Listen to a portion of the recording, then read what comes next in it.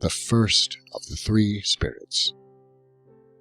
When Scrooge awoke, it was so dark that when looking out of bed, he could scarcely distinguish the transparent window from the opaque walls of his chamber, until suddenly the church clock tolled a deep, dull, hollow, melancholy 1. Light flashed up in the room upon the instant, and the curtains of his bed were drawn aside by a strange figure, like a child, yet not so much a child as like an old man, viewed through some supernatural medium which gave him the appearance of having receded from the view and being diminished to a child's proportion. Its hair, which hung about its neck and down its back, were white as if with age, and yet the face had not a wrinkle in it, and the tenderest bloom was on the skin. It held a branch of fresh green holly in its hand, and, in singular contradiction of that wintry emblem, had its dress trimmed with summer flowers. But the strangest thing about it was that from the crown of its head there sprung a bright, clear jet of light, by which all this was visible, and which was doubtless the occasion of its using, in its duller moments, a great extinguisher for a cap, which it now held under its arm. "Are you the spirit, sir, whose coming was foretold to me?" "I am." "Who and what are you?" "I am the ghost of Christmas past." "Long past?" "No, your past. The things that you will see with me are shadows of the things that have been. They will have no consciousness of us." Scrooge then made bold to inquire what business brought him there. "Your welfare. Rise, and walk with me." It would have been in vain for Scrooge to plead that the weather and the hour were not adapted to pedestrian purposes. That bed was warm, and the thermometer a long way below freezing. That he was clad but lightly in his slippers, dressing-gown, and nightcap, and that he had a cold upon him at the time. The grasp, though gentle as a woman's hand, was not to be resisted. He rose, but finding that the spirit made towards the window, clasped its robe in supplication. "I am a mortal, and liable to fall." "Bear but a touch of my hand there," said the spirit, laying it upon his heart, "and you shall be upheld in more than this."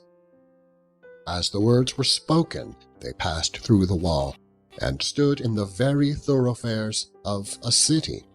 It was made plain enough by the dressing of the shops that here, too, it was Christmas time. The ghost stopped at a certain warehouse door, and asked Scrooge if he knew it. "Know it? Was I apprenticed here?" They went in. At sight of an old gentleman in a Welsh wig, sitting behind such a high desk that if he had been 2 inches taller he must have knocked his head against the ceiling, Scrooge cried in great excitement, "Why, it's old Fezziwig! Bless his heart, it's Fezziwig! Alive again!" Old Fezziwig laid down his pen and looked up at the clock, which pointed to the hour of 7. He rubbed his hands, adjusted his capacious waistcoat, laughed all over himself, from his shoes to his organ of benevolence, and called out in a comfortable, oily, rich, fat, jovial voice, "Yo, ho there! Ebenezer! Dick!" A living and moving picture of Scrooge's former self, a young man, came briskly in, accompanied by his fellow prentice. "Dick Wilkins, to be sure," said Scrooge to the ghost. "My old fellow prentice. Bless me, yes, there he is. He was very much attached to me, was Dick. Poor Dick. Dear, dear. Yo-ho, my boys! No more work tonight. Christmas Eve, Dick. Christmas, Ebenezer. Let's have the shutters up before a man can say, Jack Robinson. Clear away, my lads, and let's have lots of room here. Clear away? There was nothing they wouldn't have cleared away, or couldn't have cleared away, with old Fezziwig looking on. It was done in a minute. Every movable was packed off, as if it were dismissed from public life forevermore. The floor was swept and watered. The lamps were trimmed, fuel was heaped upon the fire, and the warehouse was as snug and warm and dry and bright a ballroom as you would desire to see upon a winter's night. In came a fiddler with a music book, and went up to the lofty desk and made an orchestra of it, and tuned like 50 stomach aches. In came Mrs. Fezziwig, one vast substantial smile. In came the 3 Miss Fezziwigs, beaming and lovable. In came the 6 young followers, whose hearts they broke. In came all the young men and women employed in the business. In came the housemaid with her cousin, the baker. In came the cook with her brother's particular friend, the milkman. In they all came, one after another, some shyly, some boldly, some gracefully, some awkwardly, some pushing, some pulling. In they all came, anyhow and everyhow. Away they all went, 20 couple at once, hands half round and back again the other way, down the middle and up again, round and round, in various stages of affectionate grouping. Old top couple always turning up in the wrong place, new top couple starting off again as soon as they got there, all top couples at last, and not a bottom one to help them. When this result was brought about, old Fezziwig, clapping his hands to stop the dance, cried out, "Well done!" And the fiddler plunged his hot face into a pot of porter, especially provided for that purpose. There were more dances, and there were forfeits, and more dances, and there was a cake, and there was negus, and there was a great piece of cold roast, and there was a great piece of cold boiled, and there were mince pies, and plenty of beer. But the great effect of the evening came after the roast and boiled, when the fiddler struck up Sir Roger de Coverley. Then old Fezziwig stood out to dance with Mrs. Fezziwig. Top couple, too, with a good stiff piece of work cut out for them.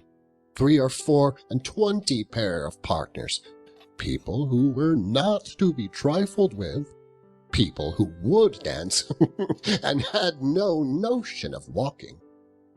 But if they had been twice as many, 4 times, old Fezziwig would have been a match for them, and so would Mrs. Fezziwig. As to her, she was worthy to be his partner in every sense of the term. A positive light appeared to issue from Fezziwig's calves. They shone in every part of the dance. You couldn't have predicted at any given time what would become of them next. And when old Fezziwig and Mrs. Fezziwig had gone all through the dance, advance and retire, turn your partner, bow and curtsy, corkscrew, thread the needle, and back again to your place, Fezziwig cut. Cut so deftly that he appeared to wink with his legs.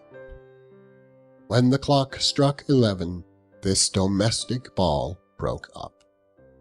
Mr. and Mrs. Fezziwig took their stations, one on either side of the door, and, shaking hands with every person individually as he or she went out, wished him or her a Merry Christmas. When everybody had retired but the 2 prentices, they did the same to them, and thus the cheerful voices died away, and the lads were left to their beds, which were under a counter in the back shop. "A small matter," said the ghost, "to make these silly folk so full of gratitude. He has spent but a few pounds of your mortal money, 3 or 4 perhaps. Is that so much that he deserves this praise?" "It isn't that," said Scrooge, heated by the remark, and speaking unconsciously like his former, not his latter self. "It isn't that, Spirit. He has the power to render us happy or unhappy, to make our service light or burdensome, a pleasure or a toil. Say that his power lies in words and looks, in things so slight and insignificant that it is impossible to add and count them up. What then? The happiness he gives is quite as great as if it cost a fortune." He felt the spirit's glance and stopped. "What is the matter?" "Nothing particular." "Something, I think." No. I should like to be able to say a word or two to my clerk just now. That's all." "My time grows short," observed the spirit. "Quick!" This was not addressed to Scrooge or to anyone whom he could see, but it produced an immediate effect, for again he saw himself. He was older now, a man in the prime of life. He was not alone, but sat by the side of a fair young girl in a black dress, in whose eyes there were tears. "It matters little," she said softly to Scrooge's former self. "To you, very little. Another idol has displaced me, and if it can comfort you in time to come, as I would have tried to do, I have no just cause to grieve." "What idol has displaced you?" "A golden one. You fear the world too much. I have seen your nobler aspirations fall off one by one until the master passion, gain, engrosses you, have I not?" "What then? Even if I have grown so much wiser, what then? I am not changed towards you. Have I ever sought release from our engagement?" "In words, no, never." "In what, then?" "In a changed nature, in an altered spirit, in another atmosphere of life, another hope as its great end.